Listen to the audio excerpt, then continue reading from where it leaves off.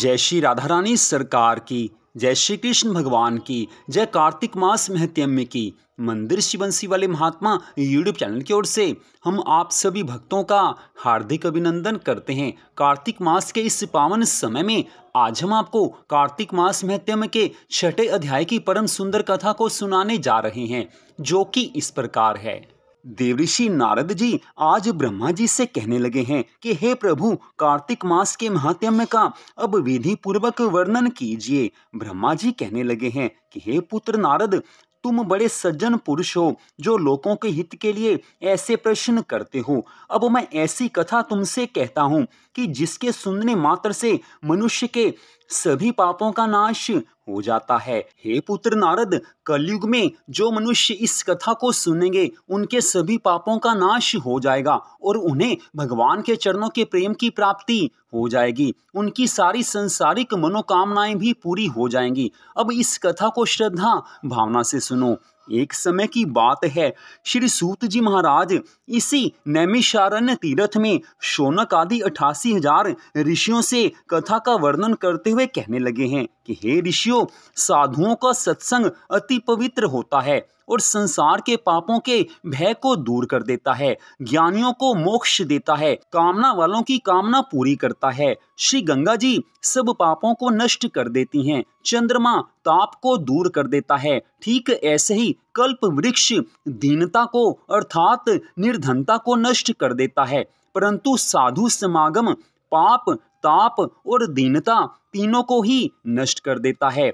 आधा क्षण भी अगर सत्संग कर लिया जाए, भगवान की कथा सुन ली जाए, तो संसार के सभी सुख प्राप्त हो जाते हैं और जीवन के अंत समय में मोक्ष भी मिल जाता है। सूत जी महाराज जी से ऐसे वचन सुनकर शौनक आदि 88,000 ऋषि कहने लगे हैं कि हे सूत जी, अब आप कृपा करके कार्तिक महात्म्य के इतिहास को प्रसंग सहित सुनाइए कि जिसको सुनने से हमारा मन और बुद्धि प्रभु के चरणों में लग जाए। श्री सूत जी महाराज कथा का वर्णन करते हुए कहने लगे हैं कि हे ऋषियों, एक समय की बात है, भगवान श्री कृष्ण जी से कमल जैसे नेत्रों वाली श्री सत्यभामा जी कहने लगी हैं कि हे प्रभु, मैं धन्य हूँ और मेरे माता पिता भी धन्य हैं जिनके मेरे जैसी कन्या उत्पन्न हुई, जिसके पति आप भगवान हुए। आप 16,108 रानियों में सबसे अधिक मुझसे ही प्रेम करते हैं। मैंने कल्प वृक्ष आदि पुरुष आपके साथ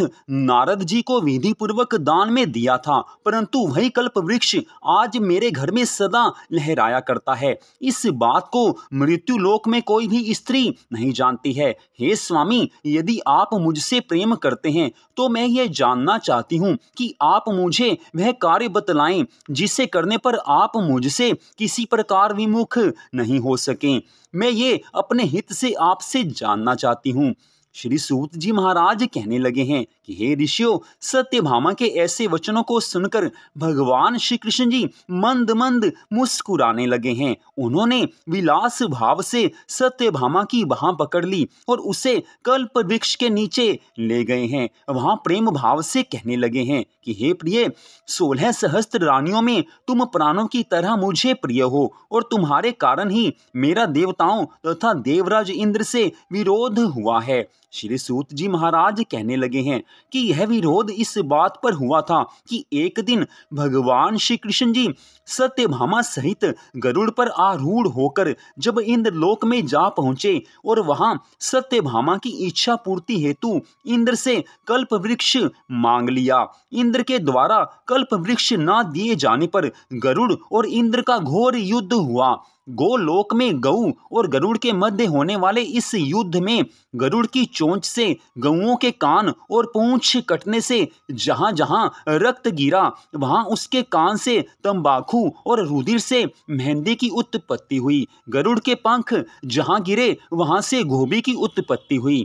इसी कारण इन वस्तुओं का सेवन मोक्ष की प्राप्ति नहीं होने देता। गऊओं के सींग से गरुड़ के 3 पंख टूटकर जो पृथ्वी पर गिरे, उनसे नीलकंठ, मोर और चकवा चकवी पक्षी उत्पन्न हुए। इससे नीलकंठ, मोर और चकवा चकवी को देखने पर गरुड़ जी के दर्शन करने का फल प्राप्त होता है। सूत जी महाराज आगे की कथा का वर्णन करते हुए कहने लगे हैं कि श्री कृष्ण भगवान जी ने सत्यभामा से कहा कि हे प्रिय, मैं तुम्हें हर वस्तु तुम्हारे मांगने पर उपलब्ध कर सकता हूँ, तब क्या इस आश्चर्यजनक प्रश्न का उत्तर नहीं दूंगा? तुम जो भी पूछना चाहो मुझसे पूछो। भगवान श्री कृष्ण जी के ऐसे मधुर वचनों को सुनकर सत्यभामा ने कहा कि हे प्रभु, हे स्वामी, आप मुझे बताएं कि पूर्व जन्म में मैं किसकी पुत्री थी, मेरा स्वभाव कैसा था, मैंने कौन से दान, तप, व्रत आदि शुभ कार्य किए जिससे मैं आपकी अर्धांगिनी बनी। भगवान श्री कृष्ण जी कहने लगे हैं कि हे प्रिय, मैं तुम्हें वह सब वृतांत सुनाता हूँ, तुम पूरे ध्यान पूर्वक सुनो। पूर्व समय में सतयुग के अंत में मायापुरी नामक स्थान में देव शर्मा नामक अत्रि गोत्र में उत्पन्न एक ब्राह्मण निवास करता था। वह सब वेदों का नित्य पाठ, हवन और सूर्य देव की पूजा किया करता था। इसी कारण वह सूर्य की भांति तेज वाला था। उसके वृद्धावस्था में गुणवती नामक कन्या पैदा हुई। विवाह योग्य होने पर उस पत्नीहीन ब्राह्मण ने अपनी कन्या का विवाह अपने शिष्य चंद्र शर्मा के साथ कर दिया। चंद्र शर्मा अपनी भार्या गुणवती के साथ अपने श्वशुर की कुटिया पर ही रहने लगा। एक समय की बात है, दोनों श्वशुर जामाता कुश तथा संविदा लेने के लिए हिमालय की तलहटी में पहुंच गए हैं। वहां उन्होंने अपने सामने एक भयानक राक्षस को पाया तो भय से उनके शरीर शिथिल हो गए। वो भय से कांपने लगे हैं। उनमें वहां से भागने की भी शक्ति नहीं रही है। उस काल रूपी राक्षस ने उन दोनों को मार डाला। धर्मात्मा होने के कारण तथा सूर्य पूजक होने के कारण उन दोनों को मेरे पार्षद वैकुंठ लोक ले गए, क्योंकि शिव, गणेश, सूर्य देवी और भगवान विष्णु की उपासना पूजा करने वाले सभी धर्मात्मा व्यक्ति स्वर्ग की प्राप्ति करते हैं। मैं अलग होता हुआ भी काल और कर्मों के भेद से पांचों रूप में व्याप्त हूँ। वे दोनों तेजस्वी मेरे रूप को धारण कर विमान पर चढ़कर मेरे लोक में रहकर दिव्य भोगों को भोगने लगे। वहीं दूसरी ओर उन दोनों का मरण सुनकर गुणवती बड़ा रुदन करने लगी और पुकारने लगी कि हे पिताश्री, हे पतिदेव, आपके बिना मेरा निर्वाह कैसे होगा? मैं किस प्रकार अब जीवित रह सकूंगी? आप मुझे छोड़कर कहाँ चले गए? मेरे अन्न तथा भोजन का प्रबंध अब कैसे होगा? मेरे लिए अब कोई ठिकाना नहीं रहा। इस प्रकार विलाप करती हुई वह मूर्छित होकर भूमि पर गिर गई और जब कुछ चेतना आई तो उसने घर का सामान बेचकर उन दोनों की अंत्येष्टि क्रिया की और मेरी भक्ति में सदा तत्पर रहने लगी। इस प्रकार जब कार्तिक मास आ गया और उस समय वह कार्तिक मास के व्रत करने लगी तथा एकादशी का व्रत भी करने लगी। एक समय वह ज्वर से पीड़ित हो गई। वह दुर्बल शरीर वाली गुणवती गंगा स्नान को घर से चल पड़ी है। अतएव गंगा जी में प्रवेश करते ही शीत के मारे उसकी सारी देह कांपने लगी और वह शिथिल होकर वहीं पर गिर पड़ी। उसी समय हमारे दूत सुंदर विमान में बैठाकर उसको हमारे धाम में ले आए। यह सब कार्तिक मास के व्रत का ही प्रभाव था। कार्तिक मास में उसने पूरी श्रद्धा भावना से सब नियमों का पालन किया था। कार्तिक मास में प्रातः स्नान के नियम का पालन और बाकी सभी नियमों का पालन वो पूरी श्रद्धा से करती थी, जिसके प्रभाव से वो हमारे पास हमारे धाम में आ गई। यह कार्तिक मास का व्रत सब पर कृपा करने वाला है। इतनी कथा सुनाकर भगवान श्री कृष्ण जी सत्यभामा से कहने लगे हैं कि हे सत्यभामे, फिर द्वापर युग आया और द्वापर युग में ब्रह्मा आदि देवताओं की प्रार्थना पर पृथ्वी का भार उतारने के लिए हमने श्री कृष्ण अवतार लिया है। और उस समय जो गुणवती थी वही तुम हमारी प्यारी सत्यभामा हुई हो। और तुम्हारे पिता जो देव शर्मा थे वो अब सत्राजित हुए हैं और चंद्र शर्मा अक्रूर हुए हैं। जो कोई भी कार्तिक मास में सब नियमों का पालन करता है, व्रत आदि करता है, वह हमें तुम्हारे ही समान प्रिय होता है।